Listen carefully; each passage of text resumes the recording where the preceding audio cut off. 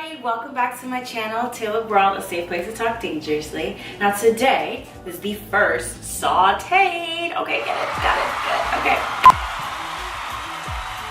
So I'm just gonna be cooking a bunch of my favorite dishes, and hopefully I'll try some new ones and share with you guys whether it's good or bad. So I'm just gonna go to my go-to because let me tell you, my mac and cheese is bomb.com. Oh baby, I cannot wait to have you. Oh baby. It's so easy to mess up mac and cheese, but I'm here to help so you don't have to mess up. So you can bring this to Thanksgiving, you can bring this to Christmas, you can make little bites and bring it to like a summer party, a barbecue, whatever. I got you. Okay, so what you need, obviously, cheese. Now you can get whatever cheese you want, just don't get cheese that's already shredded just because there's a lot more chemicals on it. It's just gonna be gross and you're gonna taste that. What I have right now, I just have 2 extra sharp cheddars, I have extra sharp white cheddar, and then a marble because, you know, I like to mix things up. I'm really a cooker that I don't really do it exactly, I just do it kind of to eye and taste, so I'm just gonna show you what I know. I just sliced a piece of onion, as you can see here. This is just as much as you're gonna need, and this is only for building the sauce. An egg, trust me, this holds everything together. Obviously the noodles. So I just have a box of elbows. Throw the bowls on it. Throw the bowls on it. So aesthetics is everything for me, and I like a little crunch with my melted cheese. So I like to top it off with some panko breadcrumbs. It's basically breadcrumbs. You can use regular breadcrumbs, but like I said, aesthetics is everything. So it's just like little parsley flakes in there too. So then I have just a little spoon, a teaspoon I guess, of flour. That's again for the sauce. And then everybody thinks that the secret to a good mac and cheese is the mustard. Yes, that's great. Have a little, like a glob. It's not even a full teaspoon. But the key is this bad boy right here. The chicken cube. Chicken seasoning cube. It just has all your little stuff packed into this little cube. My friends, Pyrex, okay? Love Pyrex dishes because, like, first of all, darling, they're classy. I remember one time I was talking to my mom on the phone. I'm like, hey, I'm cooking, and she's like, oh, okay, how are you doing everything? And I told her I was putting it in a foil pan. Like, she went off. She almost disowned me, like, a foil pan? Didn't I raise you better, blah, blah, blah. So, Pyrex. Oh, and one more thing, you can get this chicken cube, like the brand Maggie or something. You can get it from your local grocery store or your local Caribbean American grocery store, depending on where you are. But it's pretty simple. It's like a chicken cube. I think Goya also has their own as well. And obviously, you're gonna need a pot to boil the water so you can boil the pasta. So let's get started and get it done. We have the pot of water boiling. Obviously just add a little bit of salt and a little bit of oil if you want. Let that boil and get it done. So in the meantime, in between time, I'm gonna get started on grating this cheese. Now, I know I say grate your cheese yourself, but it could get very tiresome. So we're gonna get this done. Am I the only person that has to eat before they cook? Is that weird? Otherwise, like, it's just not gonna come out good. So, that was the ground. Just a little piece. Eat it. Voila.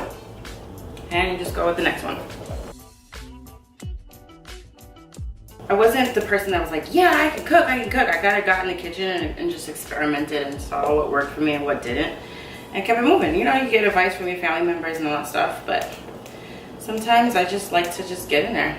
Did I mention that? Milk?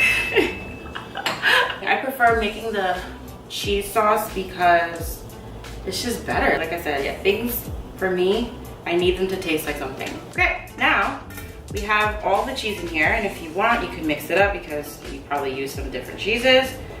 That is fine with me. And we can just set that aside.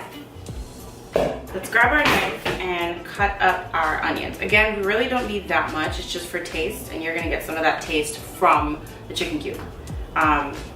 Yeah, so just chop that up real nice. You want really, really tiny pieces because you don't want to sit there and have a bite of your mac and cheese only to taste that there's a huge chunk of onions. Like, gross. Chop that bad boy up. And don't be afraid of the knife. You're in control. People always are like, afraid of cutting themselves. Yes, you want to be safe, but like, you are in control of what's happening here. So the next step, I would just start preparing the dish that you're going to bake your mac and cheese in. So I like butter. Butter is great. I don't really like to use too much of it, but it's definitely needed. So in your clean pan, I don't like really getting my hands dirty in this thing, so I kind of cheat. I will take some butter and drop it in there, right? I will take a napkin, paper towel, like so, and just spread it around. Because I just put like buttery hands, that's just a no-no for me. I'm so sorry. I mean, if I was in culinary school, I'd probably fail. I'll fail out just because of that. I don't like that feeling. I don't like certain textures, and yeah. So we're buttering this so that it's just a nice little coat on here. And we're gonna take a little butter. Again, I don't like to get my hands in certain textures. Call me a fake, whatever. But I like to just take it and with a spoon and get it all in there and shake it all around. I can't believe I'm actually filming this, guys. I wanted to do this for a long time, but I just hated my kitchen at the old place. It just wasn't big enough. Our water's starting to boil, so now we can throw our pasta in. And again, you're just gonna boil this for like 8 minutes or so, al dente. You also wanna make sure that you have your strainer ready, because once the pasta's boiled, you're gonna make the sauce in the same pot that you boiled the pasta in, okay? Put my strainer in the sink, so we're ready, good to go. Don't forget to occasionally stir your pasta so it's not sticking together. So you can set your oven to about like 350 or 375, whatever you prefer. I'm gonna set mine to 375. Safety first. Use the mittens. Make sure you get some really functional ones, not ones that are just cute. How you doing? How you doing? Great.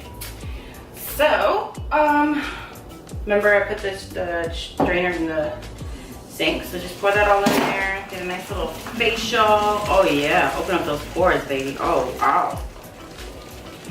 Get that all in there. Okay, so what you're gonna do, you're gonna start off by turning the stove on, obviously, and putting it to low, because you're gonna need to melt the cheese, but you don't wanna cook the egg that's in there. So we're gonna start off with the onions. Get those in there. Like how I did that, huh? I like to put the chicken cube in like maybe a minute after the onions are in there. As you can see, it's a little hard, but it's packed, jam-packed with flavor. Place it right in the middle so it starts melting away. You can go ahead and add the flour. Again, a teaspoon. Just put that in there. We're building the sauce, guys. Getting real cheesy over here. You can also drop in the mustard at this time. Get real fancy schmancy. I like to get all that mustard in there. Extra flavor too. Remember, it's not the secret, but it's there. So I'm gonna just add the milk in, wet things up. And again, that's to taste. I'll probably add a little bit more milk as I go, just because that looks like a little bit. And I don't really like to measure things. I just like to do what I please. Now it's time to break this egg. Get it in there. Oi! So, I'm just gonna move this, whip this around, twist this around. And now, we'll add some cheese. And you don't wanna use all of the cheese because you wanna have some for the top so you can get that nice crunch. But we're gonna start getting that in there and just mix as you go. All right, now you can see how cheesy this is getting. And this is good because the cheesier the better. Look at that, isn't that beautiful? It's beautiful. That is some homemade cheese sauce.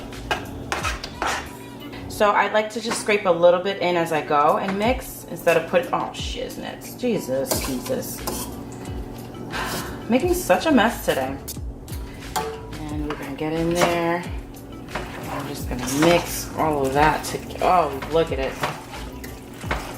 Okay, you hear that? Sounds nasty, right? easy that looks. And now add the remaining. And we're gonna get ready to put this bad boy in the oven. And just kind of shake this in there. I think this will all fit, so we probably won't even. Oh God, maybe should have made more. Nope, we're gonna be okay. I like to spread that out. It sounds so gross. That's good. Then we'll take the remaining cheese that we have here and just kind of sprinkle it over the top so you can get some crunch going. I wait until this is like maybe 75% baked before I put any breadcrumbs on it, just because I don't want the breadcrumbs to burn. If you put them in a little too early, you're gonna have really crunchy time. We don't want that. So let's get all that in there. Our dish is finito for now. It's ready to go in the oven. And the oven is ready for us.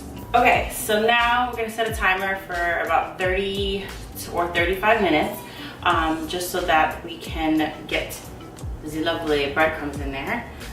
It's time to bake. Okay, see here, it's a lovely thing. Sometimes some people cover it, I don't. I prefer just to bake it as is, and it works perfectly for me, so hopefully that works for you too.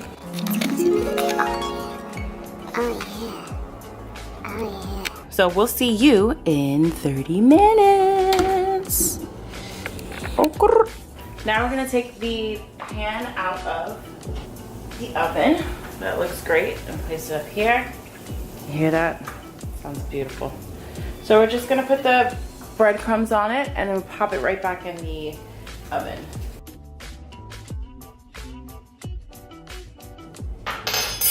Okay, now we place this. Let me just show you. Look at that yumminess. Oh yeah. We're gonna put that back in the oven. Alrighty. Let's bring this bad boy out. See the sexiness that is this Mac attack. Safety first, wearing mittens. Woo, that looks sexy. Oh, that looks sexy. Let's get in there. Ooh, look at that. Ooh, look at that. Yeah, so it's just the right amount of goldenness, some crunch going. Oh, baby. I cannot wait to have you. Oh, baby.